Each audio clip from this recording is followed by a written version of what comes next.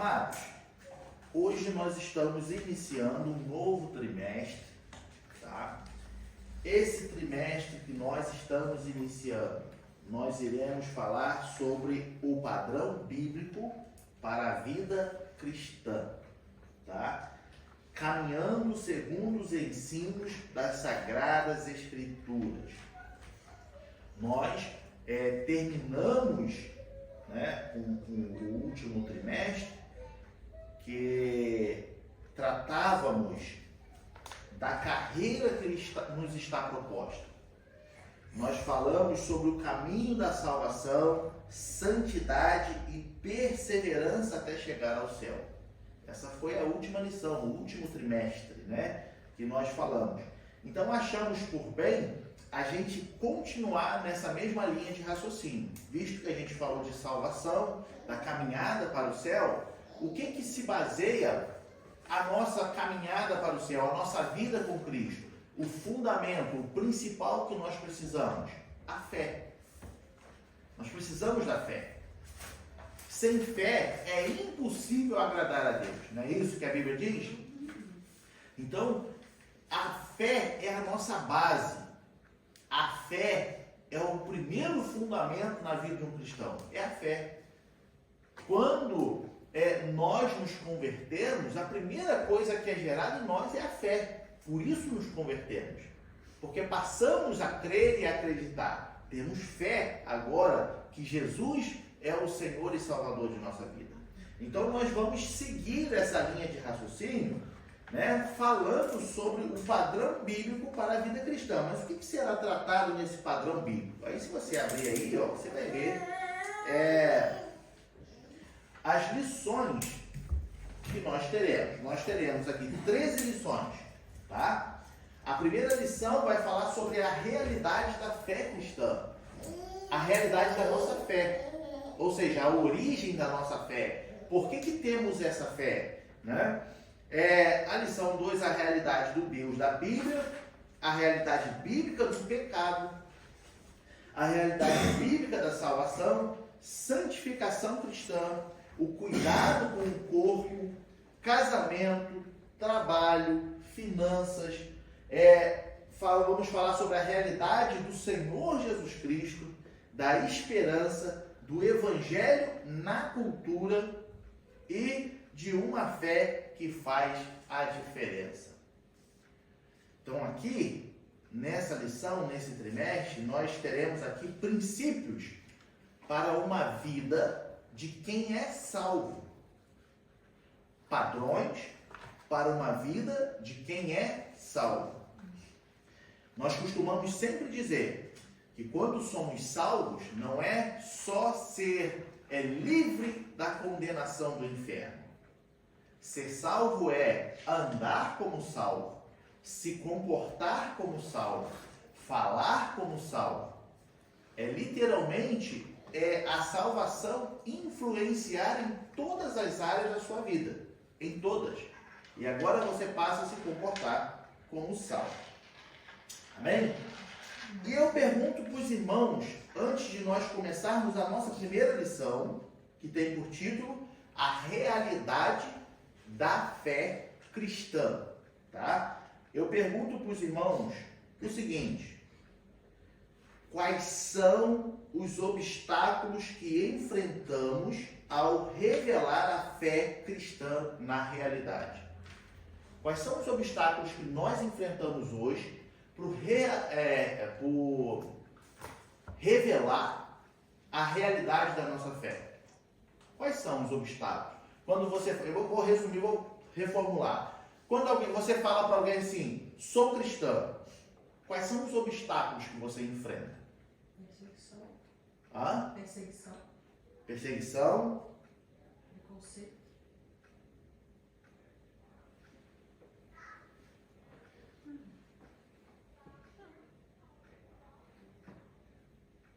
Provar que Deus existe. Provar que Deus existe. Essa é a chave.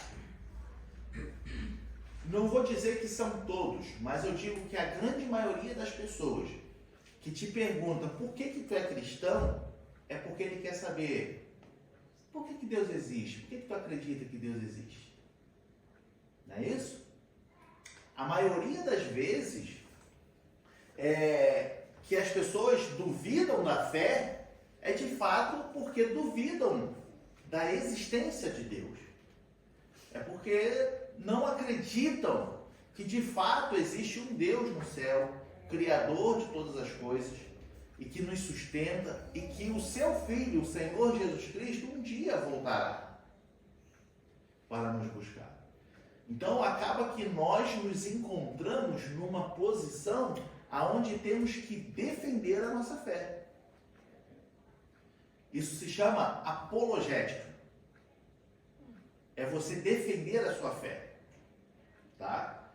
Para defender a sua fé, você precisa ter conhecimento. Você precisa saber as origens. Você precisa saber por que de fato cremos.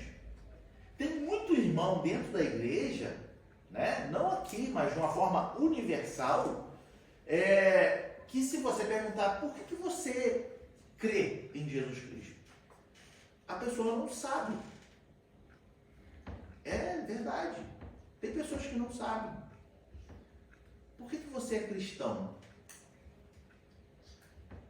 Por que você não é católico? Por que você não oh meu Deus, budista,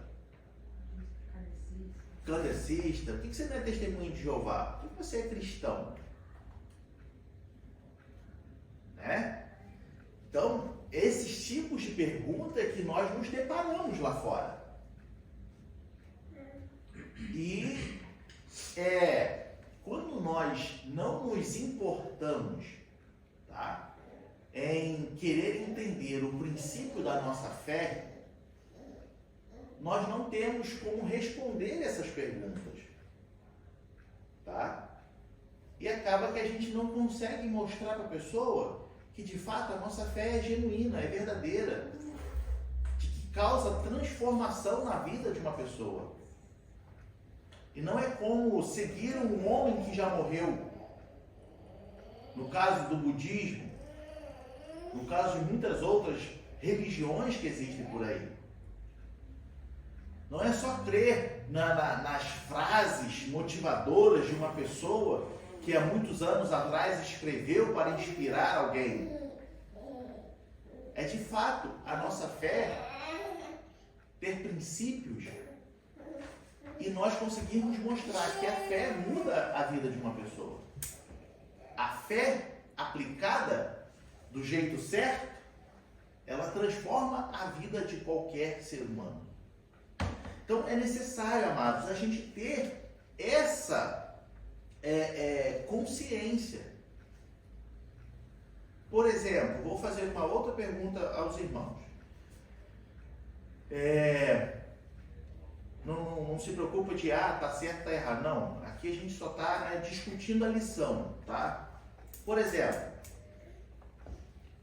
quando ou a partir de quando que nasceu o cristianismo?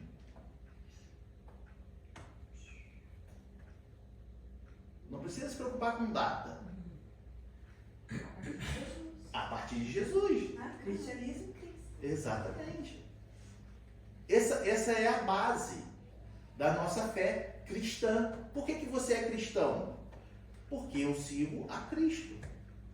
Mas quando que teve início o cristianismo? A partir de Jesus Cristo. Foi quando Jesus nasceu, cresceu, ensinou seus discípulos, morreu, ressuscitou e agora nós seguimos a Cristo. Por isso somos cristãos. Porque seguimos a Cristo. Tá? Então são coisas simples do nosso dia a dia que nós precisamos ter isso. Já que somos cristãos, precisamos ter isso na ponta da língua, mano.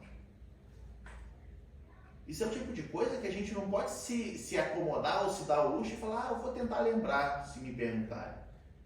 Sabe? É a mesma coisa quando você aprende que 1 mais 1 é 2. Isso já está automático na sua boca. Isso já está automático na sua mente. 1 mais 1 é 2. Tu não pensa. Eu acredito que, pelo menos nós que aqui estamos, tu não pensa para responder que 1 mais 1 é 2. Entende? Você fala automaticamente. Então, certos princípios, não vou ser aqui radical, dizendo que você tem que conhecer tudo, nada. Mas coisas simples, amados, simples, coisas básicas, tem que ser automático para a gente. Já que nós somos cristãos, já que nós amamos a Deus, já que nós seguimos a Cristo. Vamos ler o nosso texto base no Evangelho de João, no capítulo 1, os versículos 14 até o 18. Dos versículos 14 ao 18.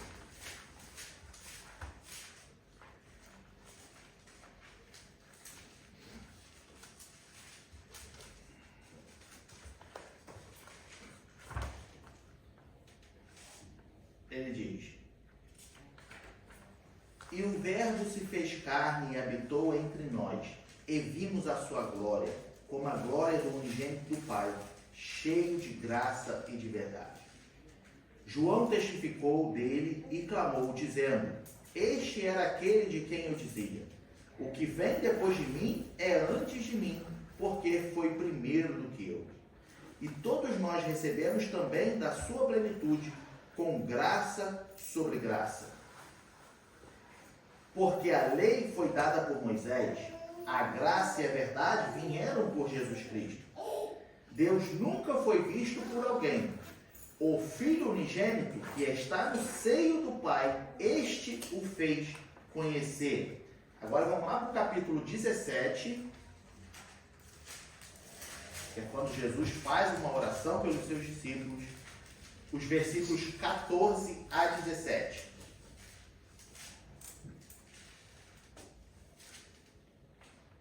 Diz assim: Dei-lhes a tua palavra, e o mundo os odiou, porque não são do mundo, assim como eu não sou do mundo. Não peço que os tires do mundo, mas que os livres do mal.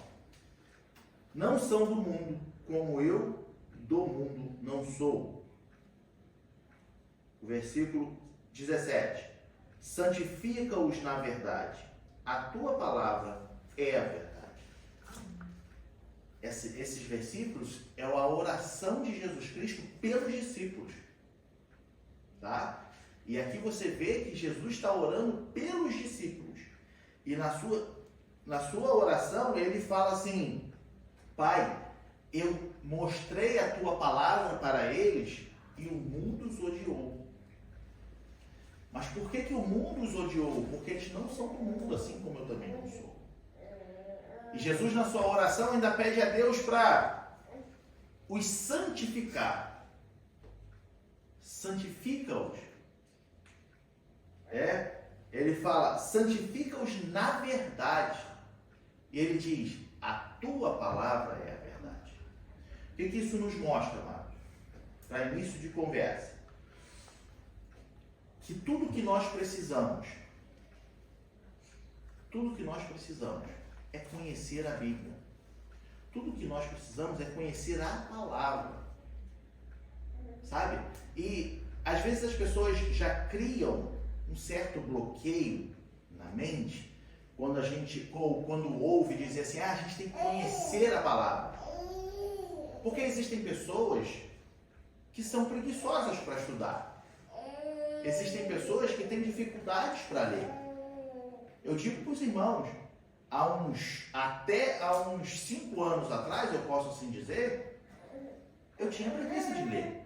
E não ler só a Bíblia, ler livro. Eu tinha preguiça de pegar um livro para ler um livro. Então eu sei que assim como eu era, e hoje eu tenho me policiado a ler e ler e ler e ler, assim como eu era, existem muitas outras pessoas. E eu digo com base em mim, de que quando ouvia dizer temos que conhecer, criava um bloqueio. Por que cria um bloqueio, mano? Porque se eu não gosto de ler, eu não gosto de estudar. Para estudar eu preciso ler. Entende?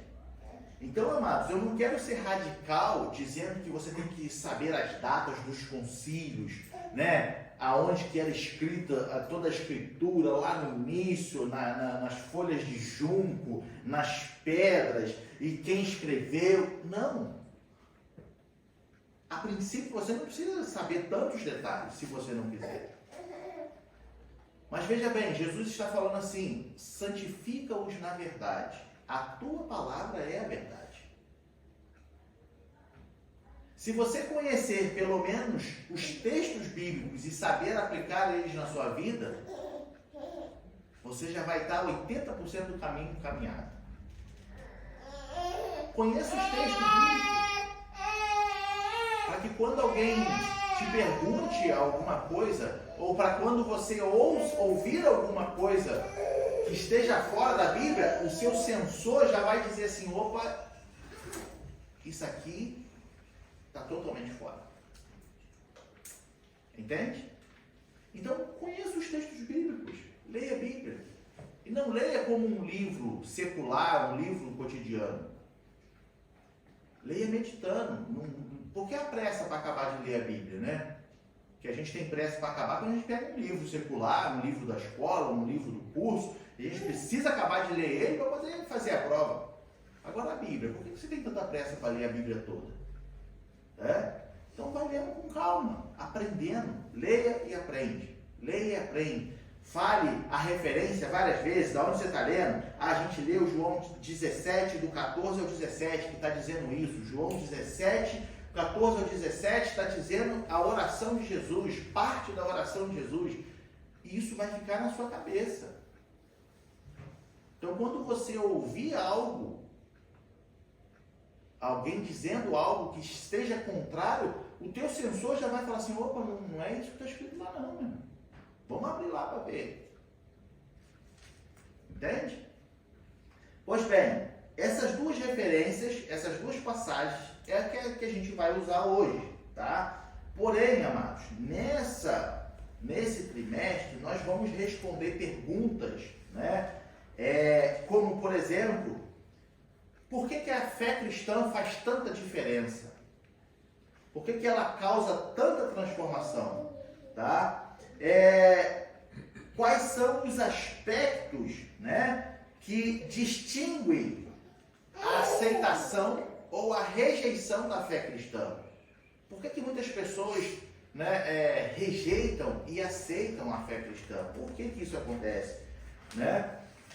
Por que a mensagem permanece relevante e necessária para os nossos dias de hoje? Por que apesar de ter sido escrita tantos anos atrás, ainda para nós hoje, e vai ser até Jesus Cristo voltar, por que ela ainda é tão relevante?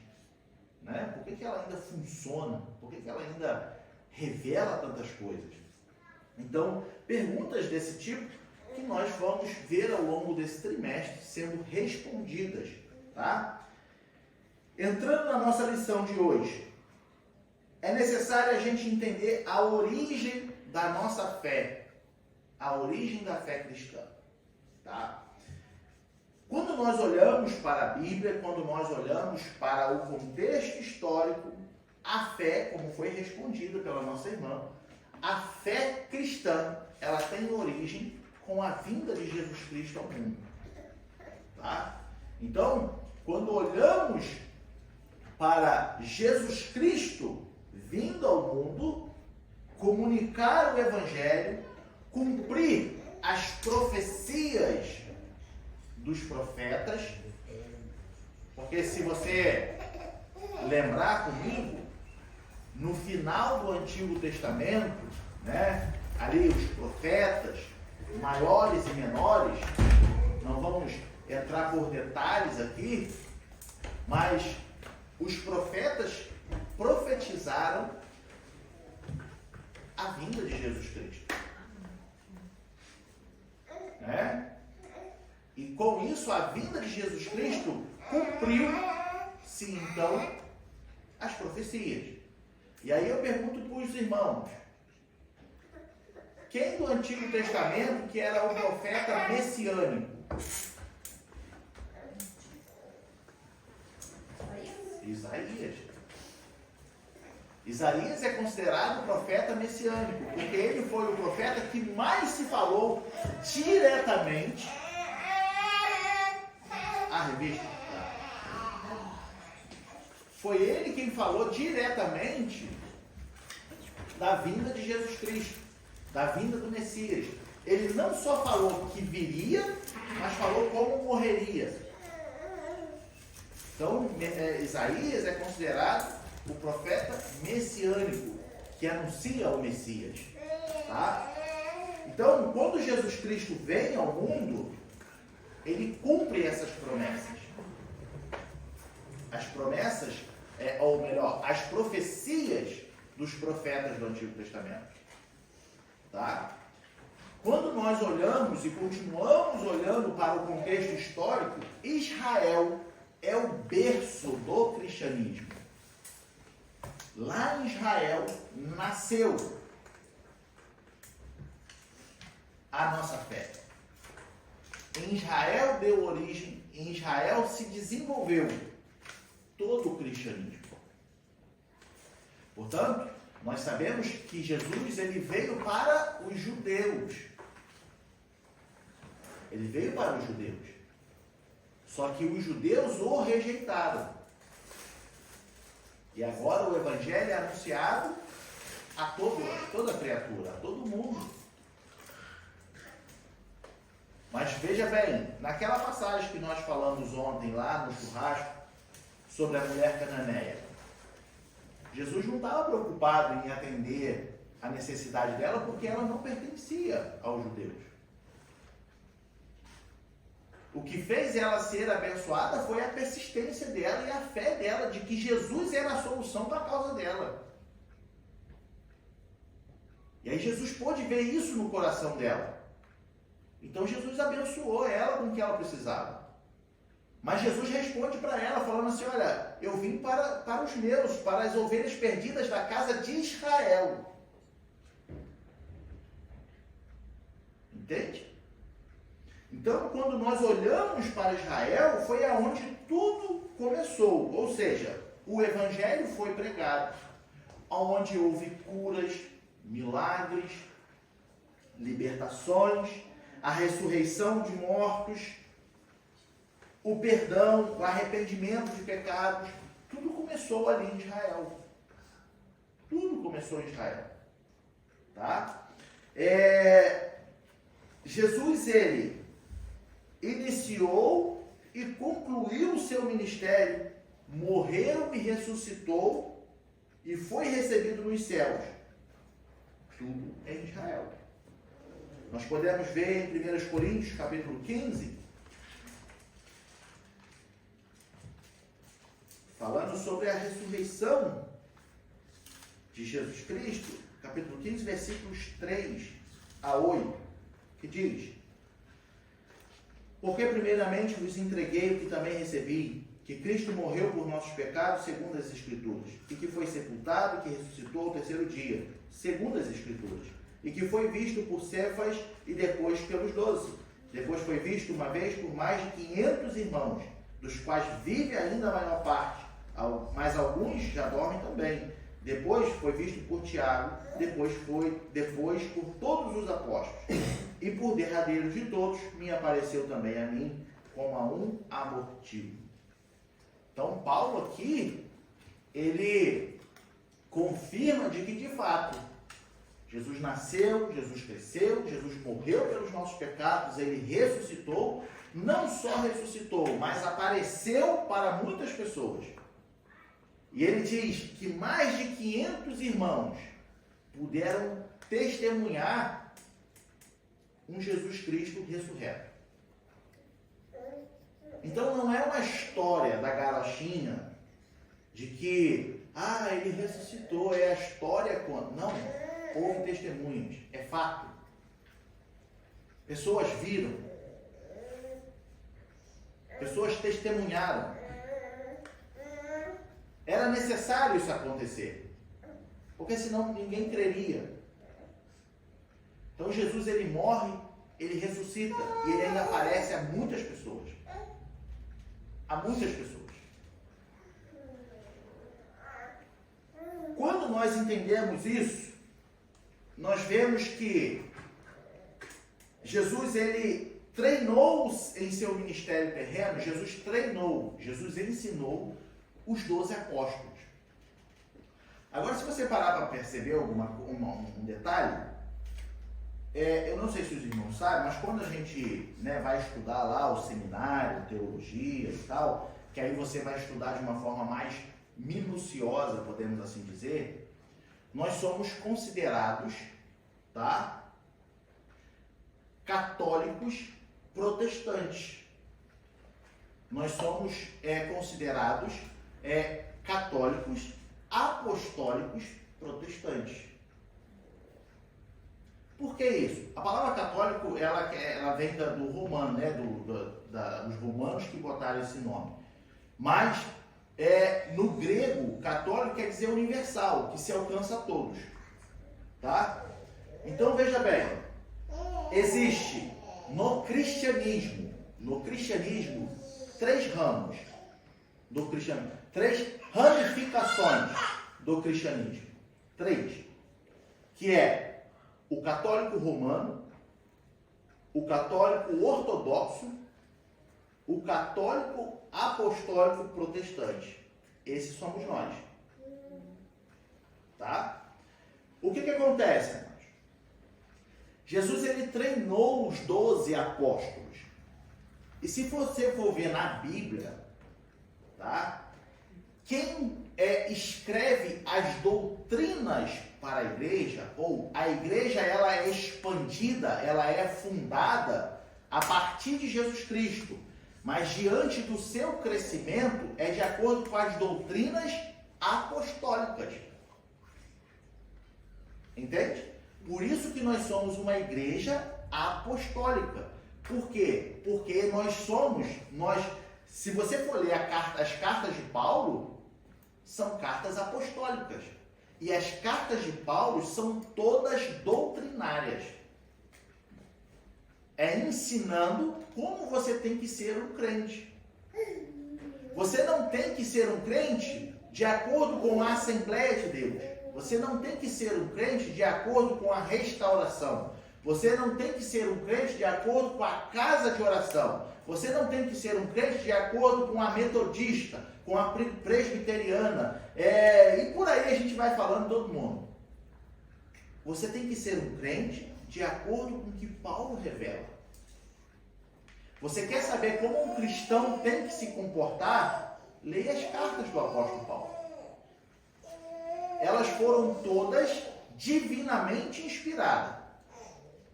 Não escritas por homem qualquer, inspiradas por Deus. Mas as doutrinas, os ensinamentos de comportamento cristão, de como você deve se comportar, o que você tem que fazer, tudo. A nossa igreja, a igreja cristã evangélica, as doutrinas são baseadas na Carta dos Apóstolos.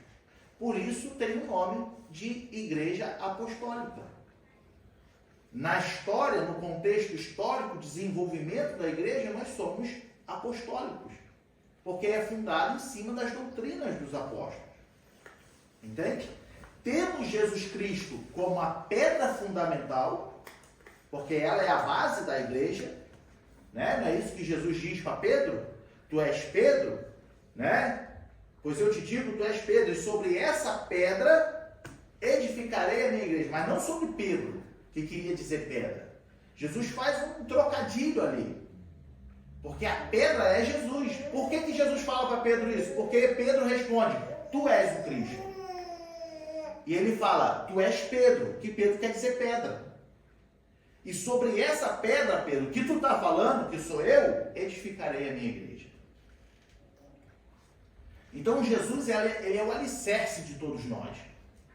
Ele é o principal de todos nós. Nós caminhamos e temos, por exemplo, ser igual a Cristo. E os apóstolos, ou seja, as cartas doutrinárias do apóstolo Paulo, nos ensina a sermos igual a Cristo. Entende? É como se, vamos pegar aqui um exemplo. Jesus, ele mostrou o modelo na prática, vivendo. Tá? Jesus, ele mostrou e nos deixou o modelo na prática. Jesus viveu fazendo determinadas coisas, nos deixando como exemplo. É a mesma coisa que hoje o seu filho olha para você em casa e observa todo o seu comportamento. E aí quando você vê que ele está falando igual a você, ele está fazendo as coisas igual a você. Então nós olhamos para Jesus e procuramos nos comportar igual a Cristo. Só que agora vem Paulo, ou vem os apóstolos, e nos ensina, agora de uma forma escrita, falando assim, olha, você tem que fazer isso. Para ser igual a Cristo, você tem que fazer isso. Para ser igual a Cristo, você tem que fazer isso. Para ser igual a Cristo, você tem que fazer isso. Então não há contradição. Não há ninguém querendo tomar o lugar de Cristo. Entende? É simplesmente o fato de os apóstolos escreveram nos ensinando a nos comportar para sermos igual a Cristo. Então nós aderimos, nós pegamos esses ensinamentos e aplicamos na igreja e na nossa vida. Eu costumo dizer que eu tenho um tio que ele se converteu e ele veio me perguntar, né, de que eu quero começar a ler a Bíblia, então eu não sei por onde começo. E aí eu disse assim, olha, você já se converteu, então você pode ler os evangelhos, porque você vai conhecer quem é Jesus Cristo. Você pode ler João, tá? Tem os 3 evangelhos, Mateus, Marcos, Lucas, depois você lê João. Mateus, Marcos e Lucas está apresentando Jesus. João já fala dos milagres de Jesus. João, ele não quer convencer ninguém de que Jesus é o Cristo. Ele já fala que Jesus é o Cristo. Então, você em João, você vai ver o poder de Deus. Agora, em Atos dos Apóstolos, você vai conhecer o Espírito Santo. Porque no livro de Atos, a manifestação e a operação do Espírito Santo na igreja é onde é registrado. Então, quando você lê livro do Atos dos Apóstolos, você vai ver, desde o capítulo 1 até o último capítulo, a manifestação do Espírito Santo.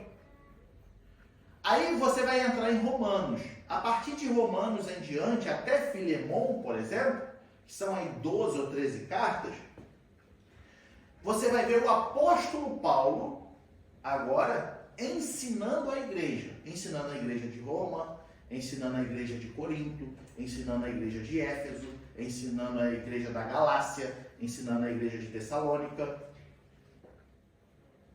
Você vai ver agora Paulo ensinando essas igrejas. O que ele está ensinando? Como ser um cristão de verdade. Então, se você quer aprender como um cristão deve se comportar, leia as cartas do apóstolo Paulo. Ali está o nosso padrão de como ser cristão. Amém, amados? Até aí? Amém. Veja bem, irmãos. O cristianismo e o seu livro. Tá? Uma fé tão sólida precisa estar pautada em uma revelação sobrenatural e divina. Uma fé sólida, ela precisa ser pautada numa revelação, tá? Sobrenatural e divina. Mas veja bem, essa revelação, ela deve estar disponível de uma forma escrita. O que eu quero dizer com isso? Antigamente, homens foram inspirados por Deus. Inspirados. E quando nós vemos a Bíblia dizer que foi divinamente inspirada, é literalmente isso aqui, ó. Inspirado. Tá? É como se Deus assoprasse o Espírito Santo e eles inspirassem o Espírito Santo e escrevessem. Tá? No sentido literal da palavra, né? No sentido original da palavra, é exatamente isso. Então, quando a Bíblia diz que foi divinamente inspirada por Deus, é porque, de fato, os homens que a escreveu, foram inspirados. Tá? O que eu quero dizer com isso? Eles tiveram a revelação. Agora você imagina se esses homens que tiveram a revelação da palavra não escrevessem. Como teríamos a Bíblia hoje? Não teria Bíblia. Aí entra a segunda pergunta. Como eu sei que essa Bíblia, tudo que estamos lendo e falando, é de fato original? Como que eu acredito? A Bíblia foi escrita por homens. Lógico que foi. Os cachorros não sabem escrever. Mas homens divinamente inspirados por Deus. Né? Agora, entendi. Foi escrita por homens. Como é que eu sei que isso é legítimo? Como é que eu sei que isso aqui é autêntico? Eu vou dar uma ilustração para os irmãos. Irmão Zé, teria algum problema se eu te perguntasse o nome completo do irmão? Não. Não? O irmão, pode me falar o nome completo do irmão? José Antônio Pinto. E como é que o irmão me prova que teu nome é esse? Como é que prova? Como é que eu posso acreditar que de fato teu nome é José? Pois, só Na identidade. só na Na identidade. Vocês... Beleza, estamos progredindo. É. O irmão vai me mostrar a identidade. E aí se eu falar assim, tá, mas essa identidade pode ser falsa. Como é que o irmão me prova que ela não é falsa? Certidão de nascimento. Aí beleza, tá, mas essa certidão de nascimento tu pode ter impresso ela em casa. Como é que tu me prova? No cartório. Aí quando eu chegar no cartório e lá tiver o registro, então o nome do Zé é José mesmo. Não é isso? Sim. A mesma coisa é com a Bíblia. Se hoje cremos que ela é autêntica, é porque pessoas foram nas origens. Entende? Não foi simplesmente uma coisa que foi impressa ao passar dos anos. Nós temos hoje ainda, eu não lembro aonde que está o museu, que tem uma cópia do manuscrito da carta de Pedro. Não lembro aonde que está o museu, os irmãos me perdoam por isso. Eu vou lembrar e depois eu vou falar para os irmãos. Mas nós temos ainda hoje em museu parte de um texto bíblico daquela época. Entenda uma coisa, 40 homens, agora vamos lá, 40 homens escreveram em épocas diferentes, livros diferentes da Bíblia. Tá? Viveram em épocas diferentes, não se conheceram. Não se conheceram. Agora, cada um deles escreveu um livro da Bíblia, inspirados por Deus. Com o passar dos anos, arqueólogos encontraram esses livros. E quando eles foram analisar esses livros, viram que já tinham cópias desses livros. E começaram a achar cópias e mais cópias. Cópias e mais cópias. E sabe onde está o mistério disso tudo? Que todos os livros e todas as cópias estavam escritos exatamente iguais. E todos os livros, nenhum deles, sendo pessoas diferentes, em épocas diferentes, não se contradiziam. Ou seja, um livro confirmava o outro livro. É assim que se testa a autenticidade de um livro. Agora eu vou dizer um outro mistério para os irmãos.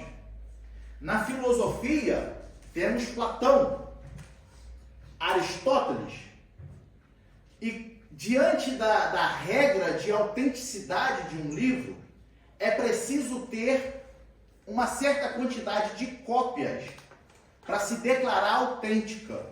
Porque como que se declara autêntica? Eu preciso ter aqui, por exemplo, essas revistas são como cópias. Digamos que essa aqui é a original. Eu não sei que essa é a original, mas eu tenho todas essas outras cópias.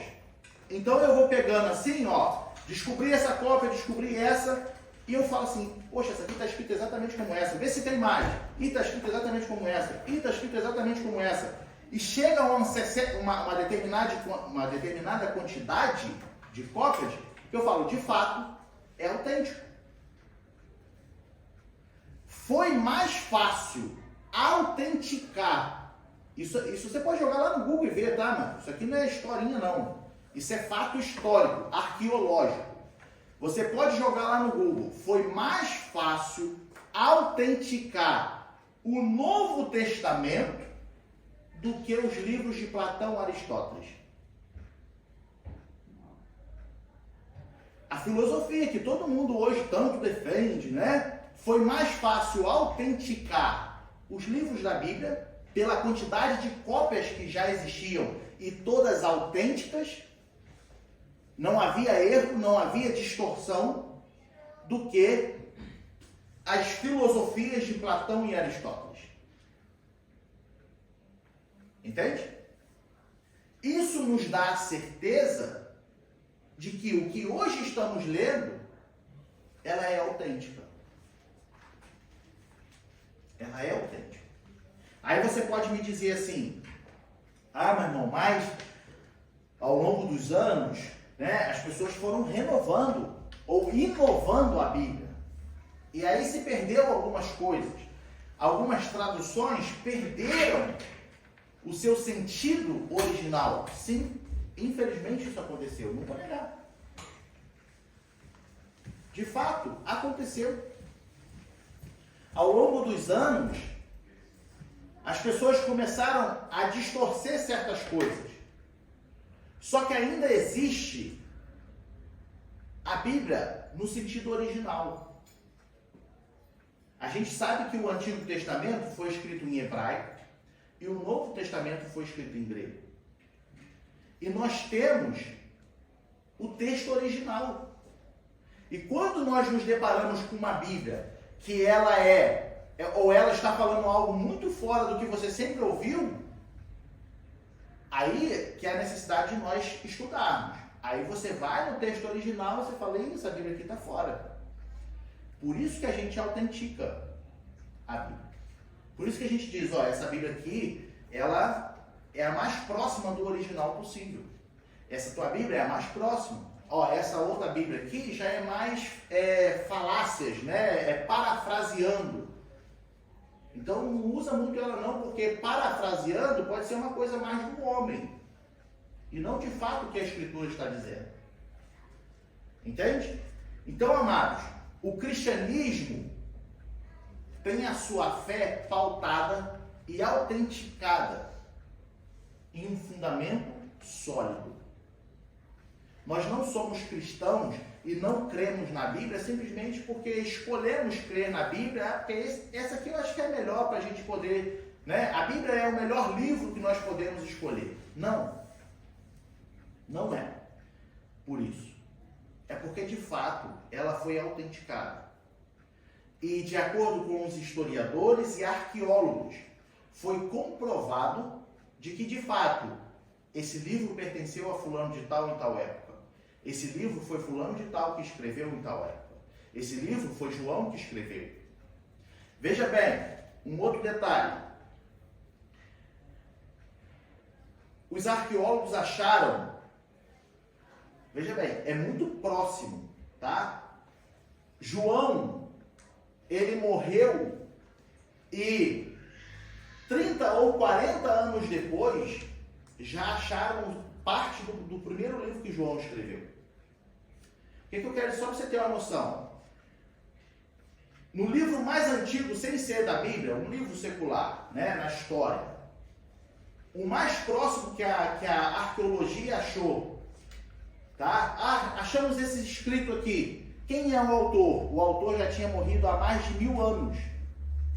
João foi achado 40 anos depois da sua morte. Um prazo muito curto, se você for comparar. Entenderam a lógica? Então, quando você vai estudar a história, você vai ver que num determinado livro, ou o livro mais antigo que foi achado, o seu autor já tinha morrido há mais de de um milênio, ou quase um milênio, né? Quase um milênio, dá 900 e poucos anos. 9 séculos. João, o Evangelho de João, os arqueólogos acharam datado 40 anos depois da sua morte. Como não acreditar de que é autêntico o que está se dizendo ali? Como não acreditar de que é verdadeiro o que está escrito ali? Então, amados, nós precisamos entender o que nós usamos, o poder que ela tem. E por isso que quando nós lemos, ela faz a diferença na nossa vida. Por isso que nós lemos, ou quando nós lemos, ela causa transformação na vida. Isso comprova a inspiração divina. Pode falar. Só uma coisa que veio na cabeça. E por que tanto no livro tanto as cartas de João que foi encontrado 40 anos depois da sua morte, só uma dúvida que surgiu, né? É por que foi sempre depois da morte deles e não eles já deixaram para alguém encontrar? Então, na verdade é o seguinte, quando eles escrevem a carta, eles deixaram o propósito de deixar escrita justamente para que desse continuidade. Só que Jerusalém foi várias vezes saqueada. Se você for lá em Israel hoje, o terreno geográfico que nós andamos hoje lá, a arqueologia diz que estamos a 5 camadas em cima do original do tempo da Bíblia. Então dá mais ou menos uma altura, só para você ter noção, dá mais ou menos uma altura de 12 metros de profundidade. Pelo menos, na parte mais rasa que eles dizem. Por que isso? Se você, não sei se aqui alguém já foi a Roma. Já foram a Roma? Então, se você for a Roma, você vai ver que lá o fórum romano, as outras coisas estão abaixo do nível do chão. Você vai ver que os arqueólogos precisaram escavar tudo, não é isso? Escavar tudo. Então aí você fica perguntando, por que eu estou descendo para o chão abaixo? Por quê? Porque com o passar dos anos, a geografia, o terreno geográfico, ele vai mudando. E considerando que Jerusalém, ela foi queimada pelos romanos, ela foi destruída, foi se reconstruindo em cima dos destroços. Então, respondendo a pergunta da irmã, por que ele não deixou para alguém achar? Ele deixou, só que o problema é que foi saqueado, foi queimado e tudo, e nisso se perde. Entende? Então, o que acontece? Vai se achando anos depois, através dos historiadores e arqueologia. Que aí eles vão estudar e vão achando. Por exemplo, os manuscritos que foram achados no Mar Morto. Que é parte do Antigo Testamento, por exemplo. Aí começa todo um trabalho da arqueologia para autenticar aquilo ali. Aí eles começam a estudar, aí tem todo um mecanismo que eles usam para ir achando as origens e se é original mesmo, se não é, se é autêntico, se não é. Entende? Então, respondi a sua pergunta? Sim.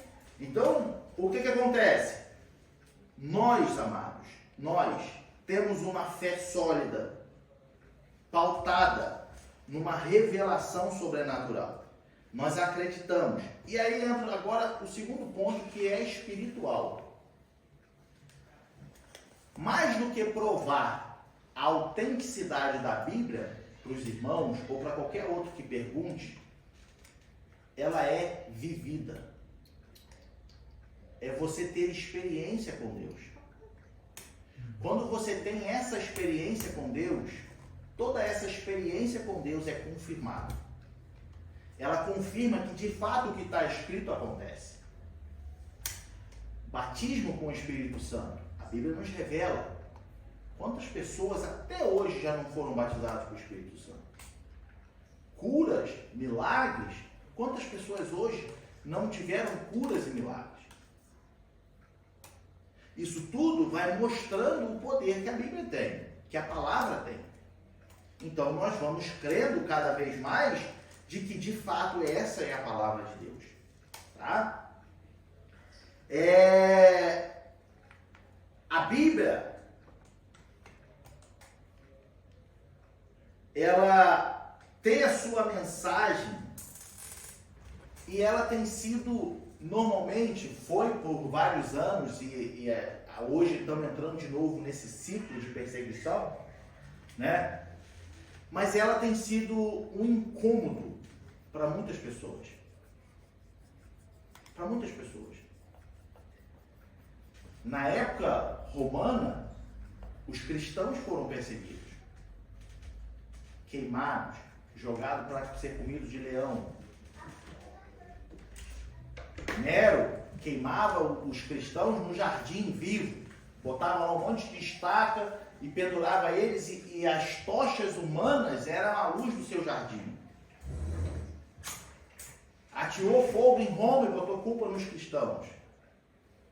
E por aí vai passando a história. Chega a Segunda Guerra Mundial. Aí vem Hitler agora e manda recolher todos os livros. Que livro? A Bíblia. Não se podia ter a Bíblia. Ainda hoje, agora com tantos movimentos que existem por aí, dizem que a Bíblia tem que ser rasgada, que a Bíblia tem que ser reescrita, tem que ser reformulada. Aí eu faço uma pergunta para a gente meditar. Se para o mundo, se para todos eles, nós somos loucos por acreditarmos em Deus e sermos cristãos e lermos a Bíblia, por que eles se incomodam tanto com a nossa loucura? Por que eles não perseguem os outros? Você pode ver que o cristianismo é o mais perseguido. E quando eu digo perseguição, existem sim países que ainda perseguem para matar, mas eu digo também na perseguição ali superficial, no fato de implicância. Implicância. Não gosto de crente, não gosto de igreja, não gosto de Bíblia. Por quê? Se isso é tão insignificante para você, por que você perde a sua noite de sono pensando nisso? Só para provocar.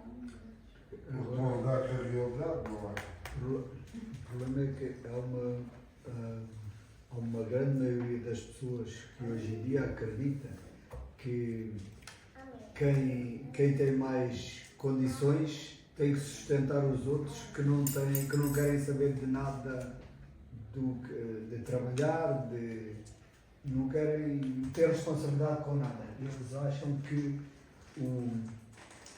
as pessoas que seguem a Bíblia, que seguem as regras da vida, que devem sustentar eles. Essa é a questão. O irmão tocou no ponto. O mundo tem se perdido princípios. E a Bíblia não negocia princípios. Princípios esses, como por exemplo, tem que trabalhar. Exatamente. É exatamente isso. Na cabeça desses que eu ainda há pouco agora li. Os comunistas, né? Eles querem que sejam todo mundo pobre. Tu tens que sustentar. É a tua obrigação. Aqui eu não sei como é que é, mas no Brasil eu te digo com toda certeza de que a maioria dos jovens que fazem esse movimento são filhos de rico. Não. A maioria dos jovens que estão lá com bandeira na rua, fazendo manifestação, impedindo a passagem do povo, destruindo, até vandalizando as coisas, os pais são empresários. Sim. Ainda há pouco mataram. Uma filha matou os pais porque eles não estavam a dar o dinheiro suficiente que ela queria. Estava a dar 10 mil por mês, mas ela queria. Ou seja, o comunismo, ele prega que você tem que ser pobre, mas eu tenho que ser rico. Você pode ver os maiores líderes comunistas, eles são tudo ricos. Eles vivem tudo no conforto. E o povo tem que viver na pobreza, porque o povo tem que depender deles. O povo tem que depender deles. Por isso, muitas das vezes, a Bíblia é perseguida. Porque nós não negociamos princípios bíblicos. Nós não negociamos. Isso tanto no estado civil, como no estado moral. A Bíblia não negocia moral. O que é certo, o que é errado. E nós estamos vivendo, entrando cada vez mais, de novo, numa era onde você faz o que você quer.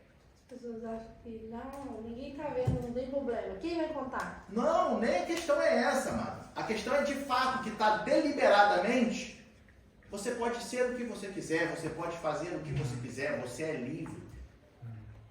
E com isso se perde princípios. Princípios.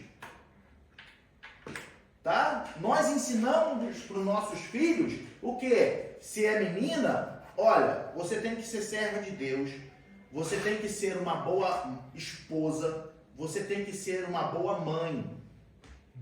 São princípios.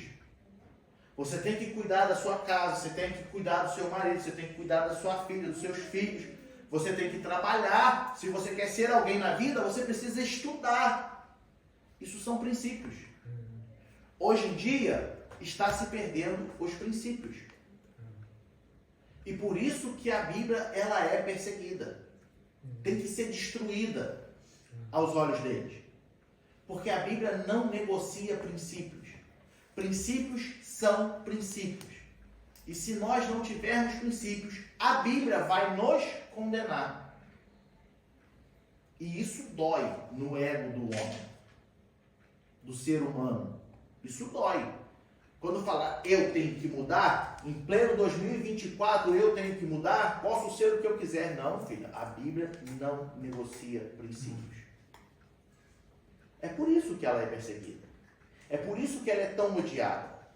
É por isso que quando nós falamos que somos cristãos, as pessoas já debocham.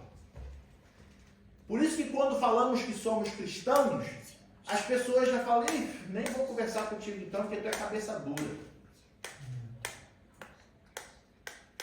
Porque de fato, princípios nós não negociamos. São princípios.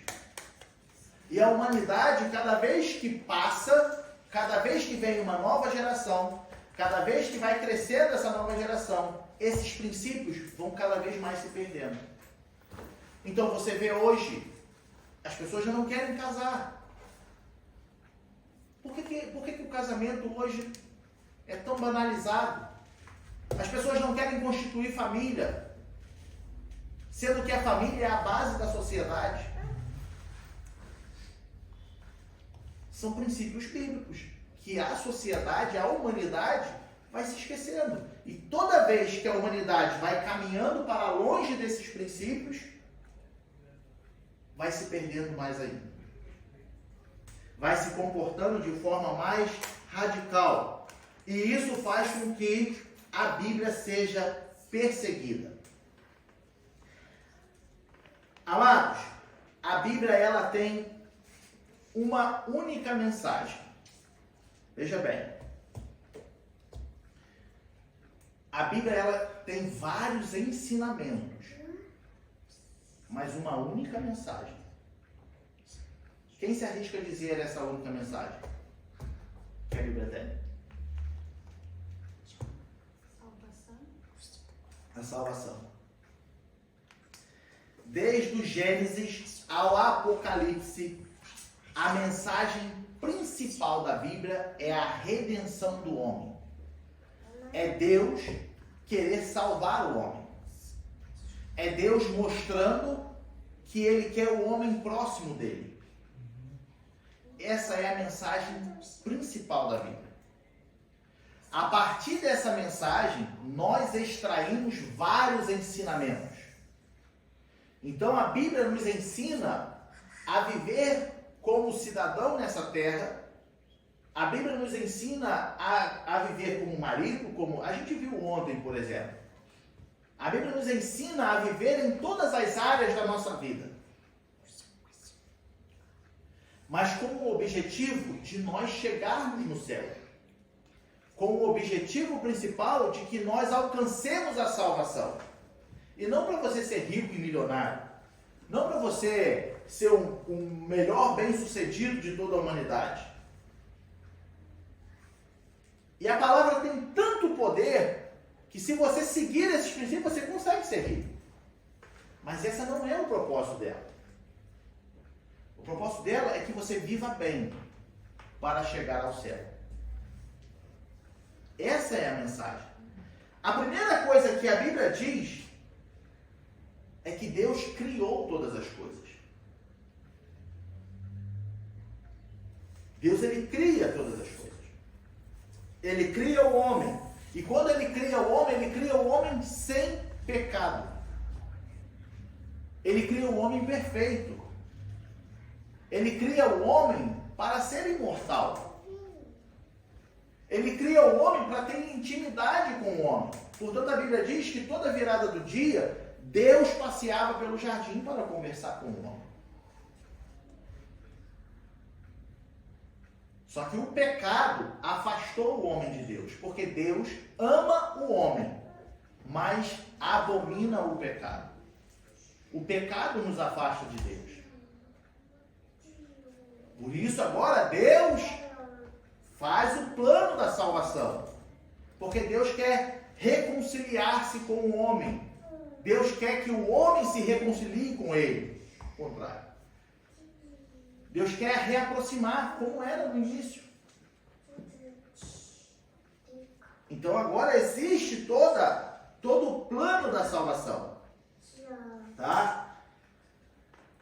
Esse processo da redenção se iniciou com Jesus Cristo.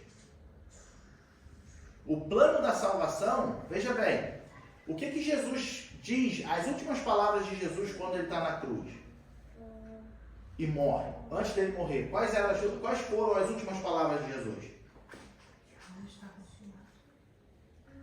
Pai, está consumado. O que isso quer dizer? Missão cumprida. Que missão? O plano da salvação. Era necessário alguém morrer pela humanidade. Era necessário alguém sem pecado fazer um único sacrifício para que agora toda a humanidade tivesse acesso a Deus. Eu vou te explicar uma coisa. De acordo com a Bíblia, ela diz, lá no Antigo Testamento, lá no passado, que não havia perdão de pecados sem derramamento de sangue. Uma vida inocente tinha que morrer para perdoar o pecado de outra pessoa. Por isso Deus determinou os sacrifícios dos animais. Por isso que o povo no Antigo Testamento, eles levavam os animais inocentes. Portanto, a lei dizia que os animais não podiam ter doença, não podia ter ferida, não podia ter nada. Tinha que ser um animal perfeito. Eles pegavam aquele animalzinho e chegavam lá e derramavam o sangue dele para que os seus pecados fossem perdoados. Agora, com Jesus Cristo, o Cordeiro Imaculado, ele morre na cruz do Calvário, fazendo então um único sacrifício para toda a eternidade. Por isso não se vê mais matando animais para perdão de pecado. Porque Jesus já morreu por nós. Agora, cabe ao homem reconhecer esse sacrifício. Cabe ao homem agora dizer assim, eu entendo o sacrifício que ele fez por mim. E confessar a Cristo como Senhor e Salvador. E quando eu faço isso de coração, aceitando que Ele é o meu Salvador, então agora começa um processo de transformação na minha vida. Começa um processo de libertação na minha vida. Não pelo homem, o próprio Espírito de Deus vai fazer no seu coração. O próprio Espírito vai trabalhar na sua vida. E aí, mais uma vez, eu volto ao ponto. Por isso nós temos a autenticidade de que essa é verdadeiramente a palavra de Deus. Porque tudo que está escrito se cumpre em nossa vida. Quando queremos... Se você botar no seu coração assim, tá aí, quero provar tudo que está escrito aqui. Se a Bíblia diz que tem poder, se a Bíblia diz que transforma, eu quero isso para a minha vida. Você vai ver que isso vai acontecer na sua vida. Quantos testemunhos nós já ouvimos, quantas pessoas nós já conhecemos de que foram libertas, de que foram transformadas. de que agora são nova criatura. Quantas pessoas aqui nessa igreja eu já vi entrar de um jeito e ao longo do tempo vindo, já começou a ser outra pessoa. Essa é a autenticidade do poder da palavra. Não sou eu, não é quem está sentado ao seu lado, é o Espírito de Deus que faz. É a palavra dele que faz. Quando nós olhamos para essas mensagens da Bíblia, e aí eu vou entrar de novo agora numa parte técnica, tá? O cristianismo, guarde isso. O cristianismo, ele tem doutrinas fundamentais. O que é doutrina? É um grupo de instruções que nós procuramos viver, tá? Então pegamos ali um grupo de informações que a Bíblia nos mostra e aplicamos na nossa vida e procuramos viver de acordo com essas informações. Isso é doutrina, tá? A Bíblia, ela tem doutrinas fundamentais. O cristianismo tem doutrinas fundamentais, que quando uma igreja se diz cristã, ela tem que respeitar essas doutrinas fundamentais. Se uma igreja que se diz cristã não respeita essas doutrinas fundamentais, tá? Ela não é considerada uma igreja cristã. Guarde isso. Uma igreja, ela pode ter várias doutrinas, vários ensinamentos, mas esses fundamentais ela precisa ter para ser considerada uma igreja cristã. São esses os ensinamentos, doutrinas fundamentais, tá? A autoridade e a autenticidade da Bíblia, nós cremos que ela é de fato a palavra de Deus. Essa é a primeira. Segunda, nós cremos num Deus triuno, ou seja, a Trindade, Pai, Filho e Espírito Santo, sendo um só Deus em três pessoas. A pessoa do Pai, a pessoa do Filho e a pessoa do Espírito Santo. Meu irmão, mas da onde que saiu isso? A Bíblia nos revela isso. Quando Jesus se batizou, que João Batista batiza Jesus Cristo, a Bíblia mostra que João, ele vê descer do céu uma pomba, era o Espírito Santo, em forma de pomba, descendo sobre Jesus. E uma voz saía do céu dizendo assim: esse é meu filho, de quem eu me comprazo. A Trindade está presente ali. Pai, o Espírito Santo e o Filho sendo batizados.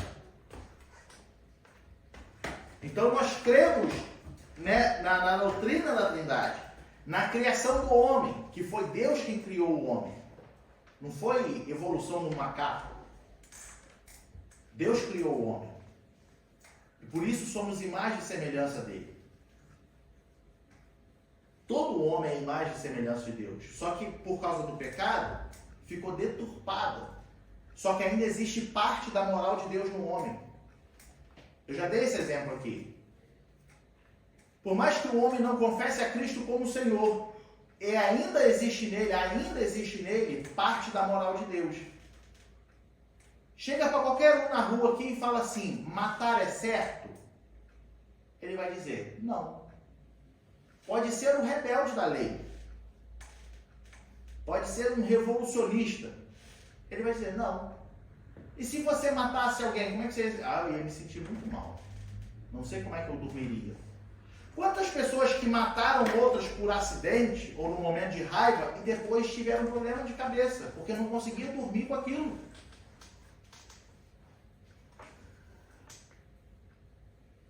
No nosso bairro, lá no Brasil, eu conheci um homem que, numa briga de rua, ele deu um soco e sem querer acertou a garganta do outro, mas foi com muita força. E matou o cara com um soco na garganta. Ele falou que ficou longos anos da vida dele sem conseguir dormir direito. Longos anos da vida dele. Porque ele tirou uma vida. Entende? Isso é parte da moral de Deus no homem. Isso mostra que o homem é sim imagem e semelhança de Deus. Então nós cremos nessa doutrina da criação do homem. Aí nós cremos na doutrina do pecado, que foi o que corrompeu o homem. Então, a igreja, para se dizer cristã, ela tem que falar de pecado. Quer ver outra doutrina que precisa ter numa igreja cristã? Arrependimento. Precisa se falar de arrependimento. E salvação. A igreja que se diz cristã, que não fala esses fundamentos, ela não pode ser considerada uma igreja cristã. Pode ser qualquer outra coisa que você queira, mas cristã não. Entende? Pode ter mais outro tanto de doutrinas, mas esses fundamentais precisa ter. É falar de arrependimento, é falar de salvação, é falar da autoridade da Bíblia, é falar do Deus que é Pai, Filho e Espírito Santo. O Pai planejou, o Filho executou e o Espírito aplica em nós. Falar da criação do homem, falar do pecado, falar de céu, falar de inferno. Nós vemos muitas igrejas que se dizem cristãs, mas que só pregam a prosperidade. Só de que Deus é bom, Deus é amor, né? Que Deus vai fazer, que Deus vai te dar. Sim, mas se nós não nos comportarmos, tem um inferno esperando nós. Se nós não nos arrependermos, tem um inferno com as portas abertas esperando a gente. Pedir perdão também quando... Pedir perdão, arrependimento, né? Sim. Isso tem que ser falado. Isso tem que ser ensinado. Então, uma igreja que não ensina esses princípios, ela não pode ser chamada de igreja cristã. Tá? Cristã, guarda isso. Nós estamos falando de cristianismo, cristão. Precisa se falar disso. A Bíblia, amados, ela não é um livro de que você, um belo dia, acorde pela manhã e fala assim, eu estava querendo fazer isso. Deixa eu ver se o que a Bíblia diz, se é certo ou se é errado. A Bíblia não é um livro de certo ou errado. A Bíblia é um livro de transformação. A Bíblia, ela transforma a nossa vida. Agora eu vou te falar uma coisa que pode parecer contraditório, mas não é. Eu não devo procurar a Bíblia somente para ver se é certo ou errado aquilo que eu quero fazer. Tá? Eu não devo procurar a Bíblia só para ver se é certo ou errado. Eu tenho que procurar a Bíblia para a transformação da minha vida. Só que, se eu me comporto, ou melhor dizendo, o meu comportamento diz se é certo ou errado o que a Bíblia está dizendo. Entende essa lógica? Veja bem, Diana, você acorda pela manhã e aí você faz o que nós chamamos de devocional. O que é o devocional? Antes de qualquer atividade do dia, você vai orar, você vai abrir a Bíblia, você vai ler os versículos, você vai meditar e ora de novo, ali em 20 minutinhos do seu dia. Tá? Fiz o meu devocional. A sua intenção era procurar, nesses 20 minutos, na Bíblia, se o que você quer fazer no dia é certo ou errado, ou você quer só, esse devocional que você fez, você estava só experimentando ou querendo ter uma experiência a mais com Deus, buscando uma intimidade com Deus. Na sua cabeça, qual seria o propósito? Eu vou repetir, se eu acordar pela manhã, todo dia eu acordo pela manhã, graças a Deus acordo, né? Eu acordo pela manhã. E aí, antes de eu iniciar meu dia, o que eu faço? Eu vou lá, vejo o versículo do dia. E aí, um exemplo, versículo aleatório. Porque Deus amou o mundo de tal maneira que deu o seu único filho para que todo aquele que nele crê não pereça, mas tenha vida eterna. Aí eu li esse versículo e agora eu vou orar. A minha intenção aqui é saber se é certo ou errado o que eu vou fazer? Ou a minha intenção aqui é falar assim: Deus, muito obrigado por me amar. Muito obrigado porque eu sou pecador, não merecedor, mas o Senhor me amou. O que eu estou fazendo nesse momento? Eu estou querendo uma experiência com Deus. E buscando mais intimidade. Mais intimidade. E agradecendo por mais esse dia que Ele... Eu estou reconhecendo que Deus é o Deus da minha vida. Sim. Não é? Não somos merecedores. Pois é. Deu mais um dia. Que Agora, por exemplo, imagina que eu acordei pela manhã e eu tenho no meu trabalho uma palestra que eu tenho que dar. E aí, nessa palestra, eu vou ter que contar algumas histórias da carochinha. Aí eu acordo pela manhã e falo assim: deixa eu ver o que a Bíblia diz sobre isso aqui. Eu estou procurando edificação? Eu estou sendo edificado na minha vida? Não. Não. Está sendo irrelevante. Essa busca que eu estou fazendo aqui está sendo irrelevante. Porque você sabe que você vai para uma Porque eu já sei. Exato. Você vai errar ou vai precisar mentir. Eu já sei que está errado. Exato. Isso já condenou no meu coração. Então é isso que eu quero dizer. A Bíblia, ela não é um livro de que você acorda e fala assim: deixa eu ver se está certo ou está errado. Não. A Bíblia vai te trazer perto de Deus. Só que agora, veja bem, eu li que Deus me amou de tal maneira que deu seu único filho. Aí acordei meu dia. Aí adorei a Deus porque Ele me amou. Só que agora, durante o meu dia, eu passei por tanto estresse que eu me esqueci do versículo que eu li pela manhã. E aí cometi um monte de barbaridade. Esses meus atos estão certos ou errados diante da Bíblia? Errado. Isso nos mostra aqui o quê? Que a Bíblia, ela requer um comportamento absoluto. Que sim, quando nós entendemos essa lógica, a Bíblia, ela nos mostra o nosso comportamento, se diante de Deus está certo ou está errado. Entende? Então, você não tem que ficar procurando respostas na Bíblia para o seu comportamento. Você tem que procurar viver de acordo com o que a Bíblia mostra. Lembrando que toda vez que eu não me comporto de acordo com o que a Bíblia mostra, eu estou errado. Diante de Deus, eu estou errado. Isso é um fato, ponto. Errei. Preciso me consertar. Então a Bíblia, ela é absoluta. Ela não tem meio termo. É igual matemática. Não existe meio certo. Ou está certo ou está errado. Sabe? Na programação, na informática, a gente diz que é booleano. É falso ou verdadeiro. Ou está errado ou está certo. Ou você se conserta, ou você permanece no erro.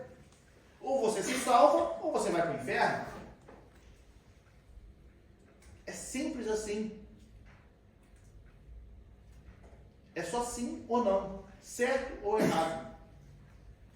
O nosso comportamento mostra as nossas atitudes, se estão certas ou erradas diante de Deus.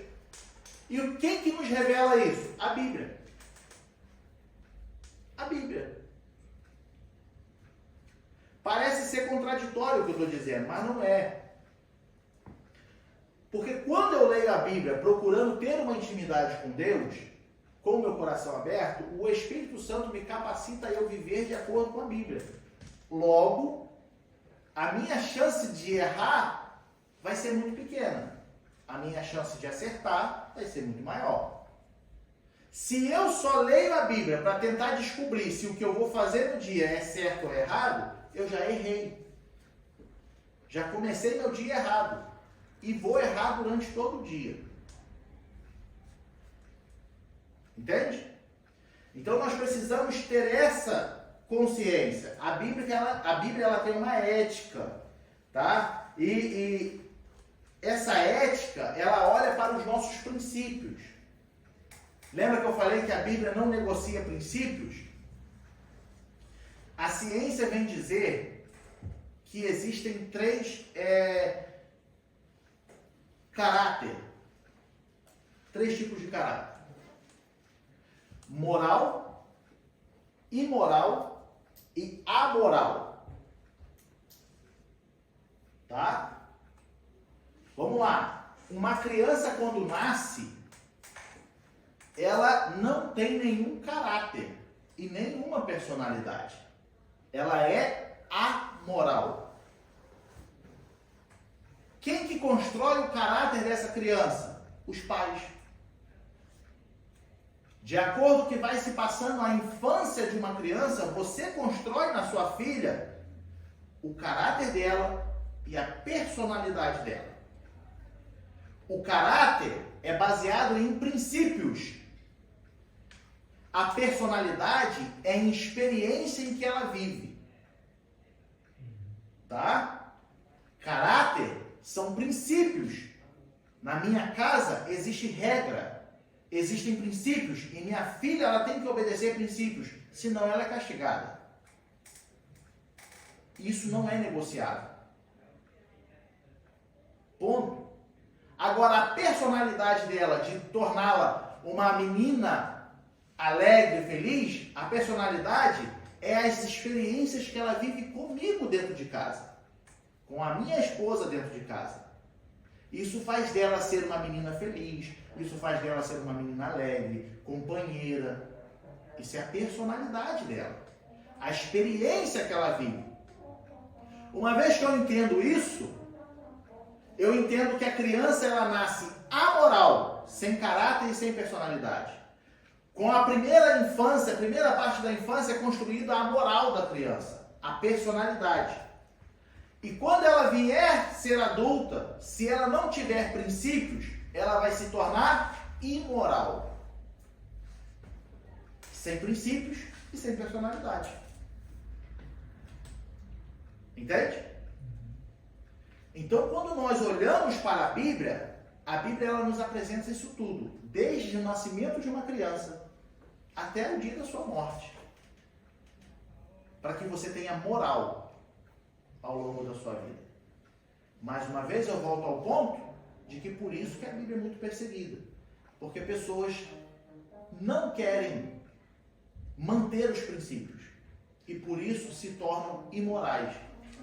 Pode ver que grande parte da sociedade, ontem mesmo teve um movimento aí em Berlim aí, que se você que tem princípios estivesse lá no meio, você ia ficar escandalizado com tanta imoralidade, falta de princípios. Entende? Então, são princípios que a Bíblia nos mostra e nós seguimos. E tudo que foge desses princípios, para nós, se torna imoral. Isso é a ética. Fala. Isso é verdade, porque, por exemplo, a minha professora do curso de alemão, ela disse que não é que ela não gosta dos evangélicos, só acha que eles são muito arruaceiros. E aí, quando ela falou, eu falei, não deve ter entendido. Aí eu perguntei de novo, ela falou, eles são muito bagunceiros, gostam muito... Eu falei, mas eles não são todos. E talvez seja só os que a senhora conheceu. Aí eu até convidei ela para vir, falei, vamos na minha igreja uma hora para você conhecer, você vai talvez tirar isso da cabeça da senhora. Talvez seja as pessoas a qual a senhora conviveu, porque ela já morou no Brasil, acho que 4 anos quando fazia a faculdade. E aí ela falou que não gostou. Aí eu falei, então, mas isso aí talvez foi o lugar, as pessoas com qual a senhora conviveu. Então. Quando ela falou assim, você... Eu falei que eu era evangélica, né, que vai ter um negócio daí, eu falei que eu não iria participar. Aí ela falou pra mim assim, é engraçado, mas os pessoal onde eu morava também, eles eram evangélicos, eles participavam desse tipo de evento, e eu achava eles muito arruaceiros, muito bagunceiros. Então, aí entra uma outra questão que é interessante que a irmã está falando. Ela acha arruaceiro o movimento que teve ontem em Berlim? Ou ela acharia arruaceiro? Amanhã, no curso, ela deve comentar alguma coisa. Entendeu? Por que eu digo isso? Não estou falando que é o caso dela, mas a maioria das pessoas dizem, parabéns, é isso aí mesmo, para o movimento que teve ontem em Berlim. Agora, se fosse a igreja evangelizando, ia falar, sai daí, vocês estão... Qual é a diferença? Só porque a gente fala de Jesus e os outros fazem o que querem? Entende? Nós cristãos sempre seremos banalizados. Sempre. Sempre seremos ignorados. Esse é o preço que a gente paga. Jesus disse isso, que vós padecereis por causa do meu nome. Carregar o nome de Jesus Cristo tem um peso. Entende? Carregar o nome de Jesus Cristo tem peso. Então, provavelmente, eu te digo que a probabilidade, a chance de 90% das pessoas apoiarem o movimento que teve ontem em Berlim, criticarem o movimento dos evangélicos se fossem ter. Para fazer um evangelismo, para fazer um ar livre, um culto na praça. As pessoas iam criticar, isso aí está me incomodando, não sei o quê. Por que está te incomodando? Entende? Então, são essas coisas que nós combatemos e convivemos no nosso dia a dia. Amados, a Bíblia nos mostra a mensagem da salvação. Ela nos revela a esperança que o homem tem. A esperança que nós temos. De que nós nessa terra iremos padecer muitas das vezes, mas nós teremos a vida eterna com Deus. A Bíblia nos revela isso. De que não importa o que nós, cristãos, venhamos padecer nessa terra por causa de perseguição, por causa de crítica, por causa de deboches, por causa de rejeição, ela nos garante que teremos a vida eterna. E essa é a nossa esperança. Por isso que caminhamos firme. Por isso que Jesus fala que as portas do inferno não vão prevalecer contra a igreja. Quanto mais a igreja é perseguida, mais ela cresce. É a que mais cresce no mundo. Com tanta perseguição. Como é que você me explica isso? É tão perseguido, é agora os governos querendo limitar o cristianismo, é os governos querendo limitar a religião. E é a religião que mais cresce no mundo. Como isso é possível? A Bíblia foi o livro mais perseguido, mas foi a primeira a ser impressa aqui na Alemanha, na máquina de impressão. Criaram uma máquina para imprimir. Criaram a máquina de impressão. Qual foi o primeiro livro impresso nessa máquina? A Bíblia. Como você me explica isso? É Deus. Não adianta perseguir, porque isso só vai se findar. O Evangelho só vai parar com a volta de Jesus Cristo. Amém?